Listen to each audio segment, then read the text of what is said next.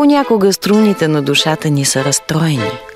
Звукът не е красивата благозвучна музика, за която копнеем, а неясен дразнещ шум, който заглушава вътрешния ни глас. Усещаме, че нещо скърца, стържи и скрипти, бръмчи, свисти, дрънчи и трака, драска, бръжди и скрибуца, но нямаме идея откъде идва този дисонанс, който не ни дава спокойствие, нито пък знаем какво да направим, за да върнем чистото звучене, което носим в себе си и да преобразим сложната какофония в хармония. Тук съм, за да открием заедно тази хармония. Ще натегнем струните, които се нуждаят от сила. Ще отпуснем тези, които имат нужда от свобода. Ще изправим грифа там, където се е изкривил от напрежение. Ще укрепим корпуса там, където му трябва стабилност.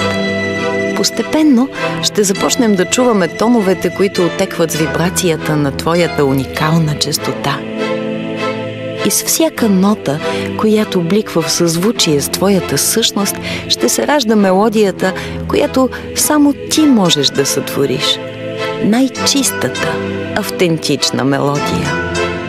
Твоята мелодия.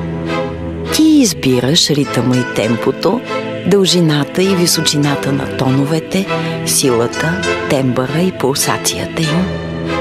Ти избираш дали да бъде в мажор или в минор, дали да е съчетание на сложни акорди, разляти с изящни арпежи и игриви флажолети, или да следва ясен ритъм и прости, но красиви тонове.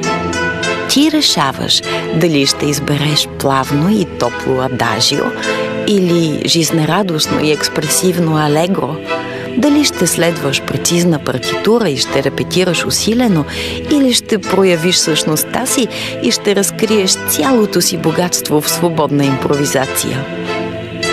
Нека бъда твоят камертон.